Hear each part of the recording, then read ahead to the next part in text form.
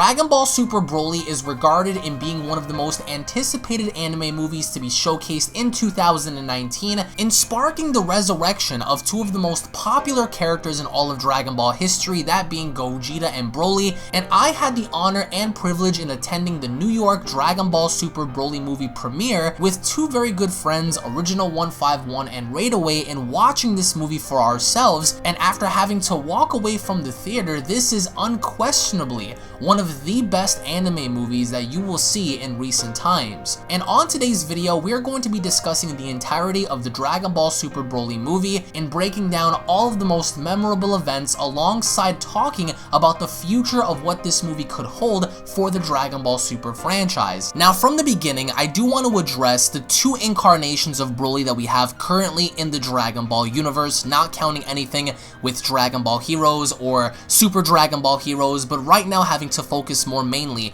on Movie 8 Broly versus Dragon Ball Super Broly, in having to compare both of their backstories, their characters, and what they had to present in terms of value when it came down to action. Now, for me as a fan, after witnessing Dragon Ball Super Broly, I firmly do believe that Dragon Ball Super Broly is better than the previous incarnation of Broly that we all know of, Bio Broly, Broly's Second Coming, and Movie 8 Legendary Super Saiyan Broly, in terms of character, depth, and even action. Now, a lot of people may go back and looking at the old Broly for nostalgia and say that Broly was more ruthless, but after seeing what Broly did against Goku, against Vegeta, against even attempting to attack Whis, Frieza, and even during his fight with Gogeta, this version of Broly was so relentless, so action-packed, so raw when it came to power, when it came to emotion in these fights, that I feel when looking at Movie 8 Broly or any other incarnation of Broly,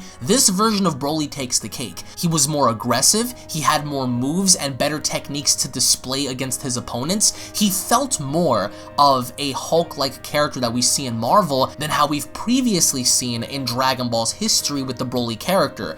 And even after witnessing Broly take a beating from Gogeta, at a certain point before the full force Kamehameha, Broly was still hanging in there. Despite him having to be at a significant disadvantage against Gogeta, he still, even while at a disadvantage, was able to hang in there and go toe-to-toe against one of the strongest characters ever introduced in Super. When it came down to emotion and it came down to story, a lot of people can resonate with Broly because from the beginning he was abandoned, from the beginning he was exiled because of King Vegeta's fear that one day Broly was going to supersede his son in becoming the next person to fight for the throne, or at least someone that can attempt to dethrone the Vegeta bloodline and becoming the strongest of their people. So obviously King Vegeta didn't want that, and I really did enjoy Broly's backstory and depth, especially having to humanize him a bit once he came across Lemon and Chile. But even after meeting Goku and Vegeta was when Broly really began to display his intensity, and nobody out there can take that away, especially during his fight with Vegeta when he was at a disadvantage and having base Vegeta and even Super Saiyan Vegeta get the better of him.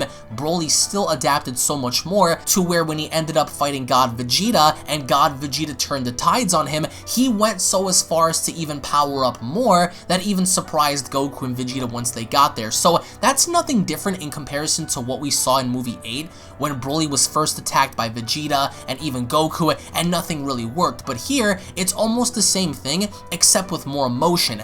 Broly, I felt, was more of a mindless monster after he transformed into a Super Saiyan here than how we've originally seen in Movie 8 and beyond with the Broly character. And that's why I personally feel that Dragon Ball Super Broly is better than any of the previous incarnations of Broly that we've seen before. Of course, if you'd like to argue that, or at least let me know your feedback in comparison, drop your thoughts in the comments. Now, from the beginning, seeing King Cold touch down on planet Vegeta with his son was very cool because I really enjoyed how King Cold demanded for the Saiyans now to work and worship their new master, which just so happened to have been Frieza, a very young Frieza, which I really did enjoy because a lot of us were curious if we were ever going to see a younger incarnation of Frieza in Dragon Ball, and we got a little bit of that in the beginning, and seeing Dragon Ball Minus be a part of this was really fulfilling because I really enjoyed Bardock's character in this movie more than how I did previously, because for the first time towards the end when him and Gine were basically sending off Kakarot to Earth, I loved how Gine asked Bardock, "You're a Saiyan man, since when do Saiyan men ever care about their children?" And Bardock basically rebutted and replied to her by stating, "Maybe after all of these years and experience in battle, it has taught me to protect and fight for someone for once." So that was really cool to see how it was Bardock's idea to take Kakarot away from what's bound to happen to planet Vegeta, in which he knew that Frieza was planning on eradicating the Saiyans. Seeing Bardock and Gine bid their farewell to Kakarot was very emotional, because you're basically parting ways with your child, knowing that you will never ever see your child ever again. So that to me told a greater story than how we've seen previous, even towards the very end, when Bardock was the only person to try and fight off Frieza. I really felt bad for the Saiyans in having to witness their own demise. All they could really do is watch, even though I really wish that some of the Saiyans were to rebel against Frieza, for some of them to go with Bardock in this attempt to stop Frieza's massive supernova from colliding into planet Vegeta. That would have been memorable, but it was still sad to see how Bardock went. And as soon as that narrative faded, we dove right into the discovery of Paragus and Broly, in which Broly, during the first act of this movie, upon his discovery, acted so much like Tarzan. He acted like a primitive person because he wasn't accustomed to society. He wasn't accustomed to his own people. He was only used to his father and hunting. That was it. All Broly knew how to do was survive. He fought for his own life. He fought for everything he could. And seeing the way he was depicted and portrayed and raised by Paragus, you have to give props to Paragus, because growing up alone and being isolated from people or all forms of society can drive you crazy, but Broly still managed to contain himself. Now, upon his discovery, I really enjoyed how Frieza was basically manipulating both Paragus and Broly into doing his dirty work, and once they got to Earth is when all of the action began. Now, I will say this, from the get-go, when Broly charged in fighting Vegeta head-on, it was spectacular. I said to myself the whole time while watching this,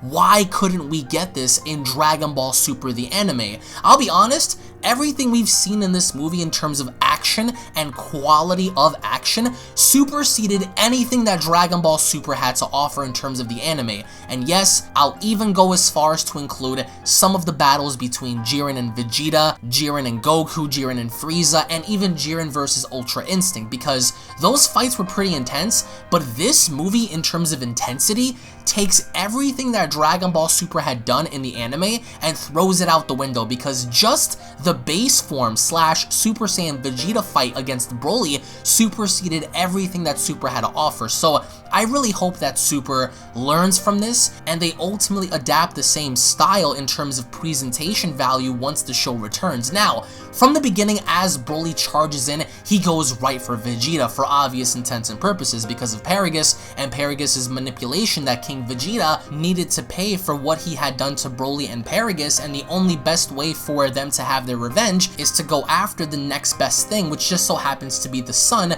Prince Vegeta. Now, Vegeta versus Broly, I loved how once Vegeta went Super Saiyan, he turned the tides on Broly, kicking him and punching him through the mountains, beating him all throughout the landscape, but Broly still adapted, Broly still kept up, and I really enjoyed the transformation from Super Saiyan to Super Saiyan God from Vegeta, because as soon as he was flying up in the air with his head held high, immediately the yellow glow around him began to turn red. His eyes, his eyebrows, his hair, everything. And there was a moment in this film when base Vegeta went Super Saiyan, we see Vegeta's hair momentarily turn green.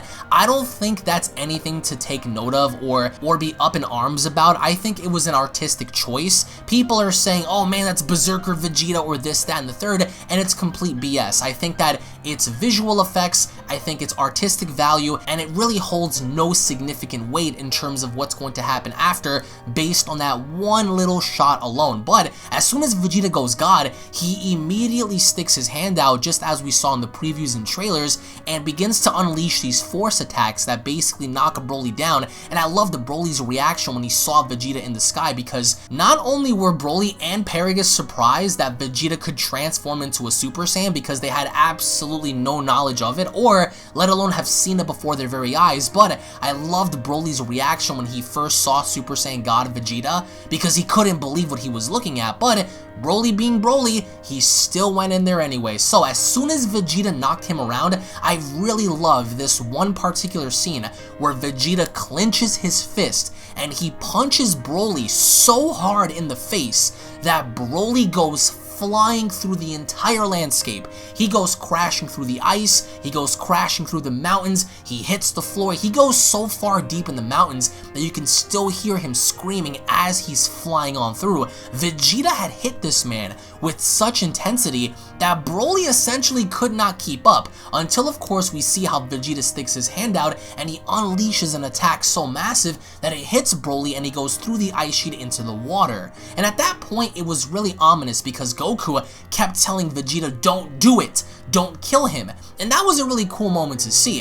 And as soon as Broly rises up from the water, he adapted the Ozaru transformation in the form of a human, in the form of an actual person, instead of transforming into a mindless giant ape. So that basically explains the moral essence of where he got his power and how strong he truly was, because this entire time, Paragus was really concerned that he would have no control over Broly. He was reaching for his remote control, but little did Paragus know that Shile and Lamo had taken Paragus's remote on Frieza's ship the exact moment where Broly was challenged by one of Frieza's men prior to arriving on Earth, which again, I thought was a really cool scene, because prior to all of this, Broly felt challenged and he felt as if his friends and him were being bullied on the ship, and as soon as he was about to take action in killing this dude, Paragus stopped him by using that collar around his neck to create enough shock to sustain Broly from doing any more damage. Now during this fight, Paragus knew that since Broly's power was rising more and more and more,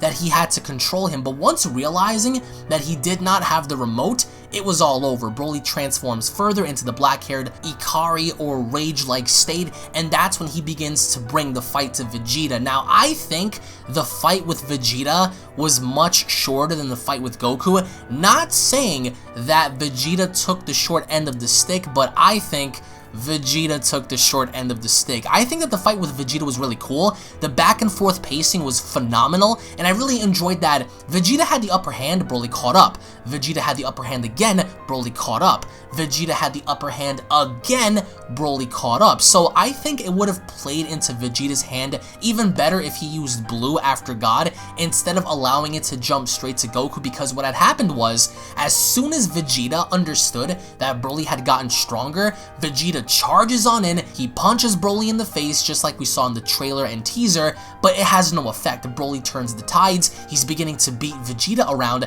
but not so much so to where Vegeta was at a disadvantage, because as soon as Vegeta gets punched through a mountain, he lands basically on his knees, but he's ready to go, and immediately right there, Goku cuts in, he calls out Broly, taking off his jacket, he's bouncing around, Broly acknowledges Goku, and being that he's in a mindless state of rage, he doesn't care who he fights, so as long as he fights someone. And as Goku collides with Broly, Goku starts off in his base form, switches to Super Saiyan again, that wasn't enough, and immediately as soon as he jumps into Super Saiyan God is when Goku turns the tides on Broly by paralyzing him for a split second. Now what I enjoyed about this was seeing how Goku not only had a new move, but we see a little bit of a glimpse of all of his fights that he had before with Demon King Piccolo, Raditz, Cell, Frieza, Majin Buu, and he's talking to Broly. He's trying to convince Broly and letting him know, hey, you're not a bad guy, I don't see any evil in you, so why are you doing this? And this triggers Broly so much that as soon as he bursts out of Goku's paralysis, he paralyzes Goku. He switches this on Goku, paralyzes him momentarily, and I kid you guys not, for those that have seen it, this was a really cool moment and a Marvel-esque moment to where Broly grabs Goku by the foot and he's hulking him all around. If you guys remember the Avengers movie when Hulk grabbed Loki and was slamming him all throughout the ground, that's what Broly did to Goku. He grabbed Goku by the leg and he is slamming Goku with such force. You can hear this man screeching. He was screaming on the top of his lungs because Truth be told, that had to have hurt, but as soon as Broly grabs him by the foot, he's slamming him up, down, left, right, side to side, no remorse. He throws Goku up momentarily up in the air just a little bit, and as soon as he releases his foot, he grabs onto Goku's head and he slams him, dragging him through all the ice that was on the wall, putting so much pressure in Goku's head that it's crushing all of the ice that Goku's going through. And even then, as soon as Broly crushes Goku's face on the ice, he flings him up in the air, Goku comes crashing on down, and he's rendered immobile. He can't move. It looks like he's about to die. Even as Broly was slamming Goku around, for a split second we see Goku's pupils basically disappear, implying that he was on the brink of death. He was being slammed with such force that this guy was about to die. It was so impactful that as soon as Goku landed and he was in a state of subconsciousness, all he could really do was blink. And this was very impactful for various different reasons until Piccolo had to reason with Goku in persuading him to continue the fight. When Goku began to basically pick himself up and transform from Super Saiyan God to Super Saiyan Blue, there was a small moment where it was shown that Goku had white hair before transforming, which a lot of people thought was Goku potentially tapping into Ultra Instinct, which is completely fallacious, and there's no argument to even support the narrative of Goku even remotely coming close to tapping into Ultra Instinct, aside from the artistic coloring choice and visual of Goku being shown having white hair for a split second. But people tend to disregard how Goku had green aura a little bit, you know, his actual energy between Super Saiyan and Super Saiyan God was mixing alongside Super Saiyan Blue. The visuals for the colors were phenomenal. The coloring was crazy, but by no means did Goku even come close to tapping into Ultra Instinct. So if anyone out there is saying that Goku was tapping into UI or whatever, they're lying to you, because there's no evidence to support that at all, aside from him having this split second of white hair having to be shown on his head, which again was an artistic choice. And even though yes, it may seem like a coincidence, his hair was still in Super Saiyan-like shape, so by no means does this imply that UI was a thing. If it was, it would have been blatantly obvious based on the actual transformation having to happen, other than having to see Goku go blue, but it is what it is. But when Goku transformed is when the fight really began to escalate, because as Goku and Broly's fight carried on, they tore up the entire landscape. And I will say, like I said before, the Goku fight with Broly was much more extended than what we saw with Vegeta. Now, when Broly was fighting Blue Goku, Frieza acknowledged that Broly was not using the powers of a Super Saiyan, so thus, he remembered when killing off Krillin on planet Namek, it triggered Goku into becoming a Super Saiyan for the first time. And just like as we've seen in the spoiler synopsis, Frieza kills Paragus, and as he kills Paragus, he basically death beams him in the heart, and Frieza, being so condescending, he begins to clear his throat. He cries out, "Broly, Broly, look what happened to your father." And Broly pauses his fight with Goku momentarily to look down, and the only other person that he's ever known throughout his whole life had been killed right there on the spot. He grabs onto his head, he begins to transform, and Broly's transformation from the black-haired rage state to his first Super Saiyan form was spectacular. The way he grabs onto his skull, the way he looks up in the sky, his pupils basically shatter. We have this white overlay, this red overlay should I say at first, and as he transforms, the entire landscape is shaking. This green thunder, green aura, everything, the energy just emitting from his body was phenomenal. Like I said before, the visuals, the audio, the overall direction of this movie, to me, hands down, this was the best Dragon Ball movie of all time. Hands down, beating out ROF by a landslide, beating out Battle of Gods, in my opinion, beating out Fusion Reborn, beating out Cooler's Revenge, beating out everything. And when Broly emerges from this crater, he charges up all of his energy. We see all of the energy around him condense, and then he just erupts in this massive Ki Blast-like explosion. Ki Blasts are flying all over the place. Goku's trying to fight them off, and as Goku flies up, Broly's following him, and Goku knows that this fight is basically done for, because no matter what he's doing or attempting to do, he can't seem to stop him. And Vegeta joins in, Super Saiyan Blue Goku and Super Saiyan Blue Vegeta versus Broly, and they can't really seem to do anything against him. They combine the Gallic Gun and Kamehameha, nothing. They synchronize their movements, nothing. And I love how Goku tricks, you know, Frieza and grabs Vegeta in synchronizing their movements and immediately moving out the way as soon as Broly's following them. That way Broly redirects his focus at Frieza. It was such a great moment to see that in the original and in the dub. In seeing the way Frieza reacts, Frieza was dumbfounded because as soon as Goku and Vegeta basically parted ways, and in the middle, standing before Frieza was Broly, Frieza basically crapped his pants. And he tried to warn Broly like, no, wait, wrong person. And Broly just doesn't care. His instinctive is to fight. He fights off Frieza, Goku grabs Vegeta, they instant transmission to Piccolo's location while Broly is left off to fight Frieza. Now, there's one thing about the Frieza fight that really left me a bit curious as to why they decided to do this, but as soon as Frieza taps into his golden power, he introduces himself as Golden Frieza, and while this is happening, Goku and Vegeta are trying to use their fusion.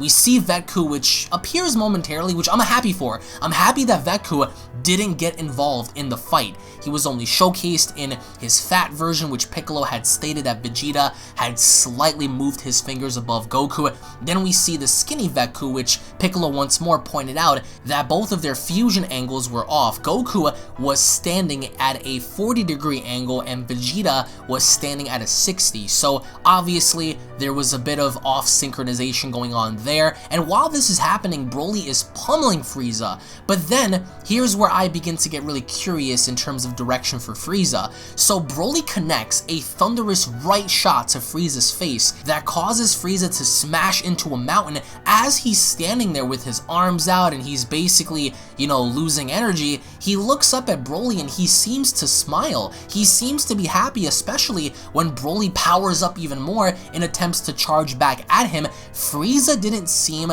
as concerned as he was in the Tournament of Power against Jiren. That is something, if you really pay close attention to, at the very end of this entire thing, I picked up on the signs that Frieza, even though he was hurt and even though he was in pain, he didn't seem to be that concerned. He was smiling. In the original, he said Subarashi, so there was something about it that really threw me off. And if you guys remember going back to the Jiren fight, Jiren basically knocked this man out several times. And during that whole process, Frieza was very pissed, very annoyed at Jiren, but he didn't seem to be that way against Broly. However, enter Gogeta. The Gogeta versus Broly fight was so good. So good. I'm not trying to fanboy over this. I'm just letting you know straight up, this one fight alone from Gogeta versus Broly was better than anything we've gotten in Dragon Ball Super the anime. And that's sad, because Dragon Ball Super the anime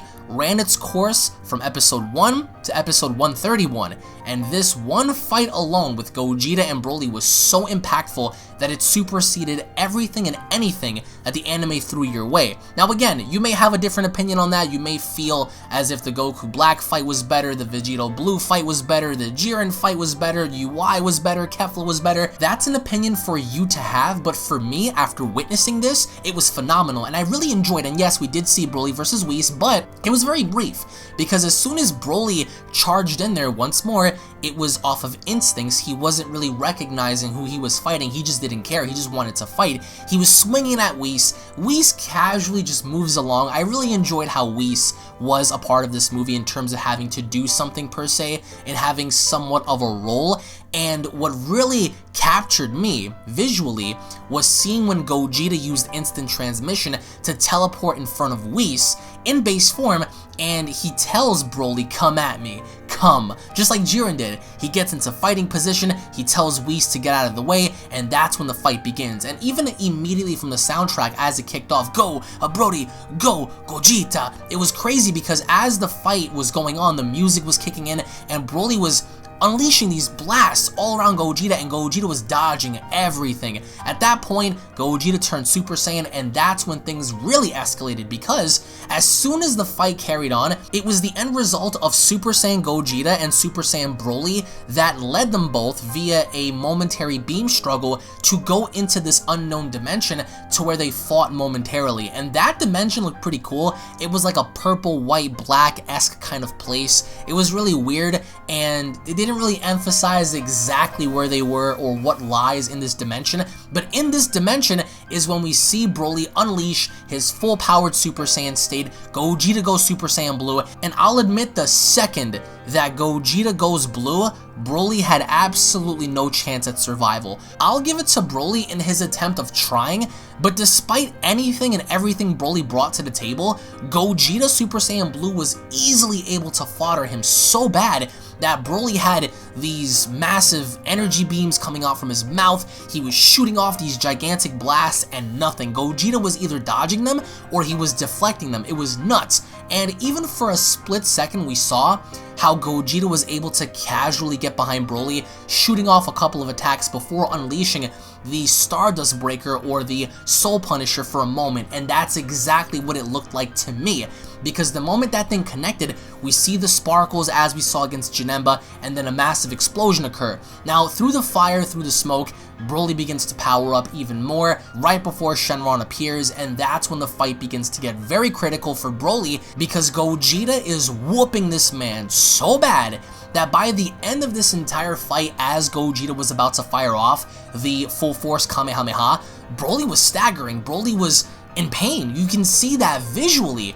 And as Gogeta fires off this Kamehameha, Whis smiles, Broly's in shock, and Shile and Lamo use the Dragon Balls collected originally to save Broly and bring him back to Planet Vampa, where he came from, to save him from death from Gogeta, because if Gogeta had connected that Kamehameha, it would have been over right there. So yes, Gogeta's approach was a tad bit cocky in the beginning, but as the fight carried on, Gogeta took the entire thing serious from start to finish, and that's where I really can respect the character in allowing them to keep the tradition of Fusion Reborn's Gogeta and keeping that true to the movie and allowing him to feel serious up until the very end of the film. And this movie, I think, really emotionally drove me to care more for Broly because he was saved. He escaped this fight by sheer luck. If it were not for him befriending Shile and Lamo on Frieza's spaceship, then this man would have been killed, and that would have been the end of Broly's story. Now, I will say Paragus' narrative was a bit skewed away the minute Broly started to fight, because after Paragus got to Earth, he did nothing. All he could really do is be at awe after witnessing Super Saiyan God, Super Saiyan Blue. He was just dumbfounded. Frieza knew what he was doing, however, but Paragus didn't really have to be in this movie up until the second or third act of this movie, because he provided no real substance other than being a meatbag to Frieza, in which Frieza used to kill to drive Broly in becoming a Super Saiyan. So they could have done a bit more, and I really hate to be the guy to say this right now, but I'll just flat out come out and say it. They should have included Gohan in this movie, because if Goku and Vegeta were going to fight off against Broly, and let's say as an example you had Piccolo and Gohan there, just as support like Whis and Bulma was, then you could have allowed Piccolo to fight Paragus or Gohan to fight Paragus while this was happening with Broly. And even though you could have still carried on the narrative of Frieza killing off Paragus, you still would have given Paragus something to do. And that's what I really wanted Paragus to do in this movie. I wanted him to do something more. I wanted him to kind of sneak attack Vegeta since he hates him so much. I wanted him to do something so conniving to where he's helping his son out, but instead he was out in the background just crying and moping and just bitching and all these things, and it was pretty dumb. And as soon as he died, I really did not care that much, because he served his purpose as a mouthpiece, and that was basically it. There was no relevance for him the minute they got there, because he did nothing to help out his son during the course of this battle. But I will admit, from the beginning there was tension involving Paragus' character, but the minute we get into the middle act of the movie, it's almost as if his character just completely dies out. He couldn't believe that Broly was losing to Vegeta, he couldn't believe that Broly was going to expand his power, and I felt like Paragus' character was very lackluster during the second and third acts of the film. But overall, this movie introduced a new presentational value that I feel like Dragon Ball Super can learn from as a whole, and I really do hope that the people that were behind this movie ultimately come back for the show, because the fluidity of the fights, the overall narrative in which we've seen all the characters act upon, was absolutely phenomenal. And to me, this movie, Dragon Ball Super Broly, is better than Dragon Ball Z Resurrection of F. This movie, Dragon Ball Super Broly, is better than Dragon Ball Z Battle of Gods. This movie, I think, narratively was a great movie, except there were a few plot holes and there were a few things that were missing. But when you look at the movie as a whole, in looking at everything it had to offer in terms of value and what you can get out of this experience and walking away from the theater, this movie was hands down the best Dragon Ball movie that they've ever come up with. And if you guys would disagree to that, I would like to hear your thoughts in the comment section below. Thank you all so much for watching, guys. Once more, if you guys feel indifferent about this movie, I would like to get your experiences and your thoughts in the comments. Thank you all so much for watching, guys. If you guys are new to this channel, don't forget to hit that subscribe button and turn on the bell icon. That way you guys never miss a single upload posted onto this channel. If you guys enjoyed, slap a like down below, and I'll be seeing each and every single one of you guys down in the comment section below. Have a great day, everybody. Peace. This is the Galactic Emperor of the Universe, and of course I'm here to tell you to subscribe to UnrealEntGaming and all his social media platforms. Also, don't forget to turn on notifications so you can be the first to know every time that he uploads a new video. Oh, did someone say UnrealEntGaming? Oh my god. The fuck's up, on? Put on some clothes! Well, why don't you put on any clothes? What? I don't need clothes. Jesus Christ, that's huge!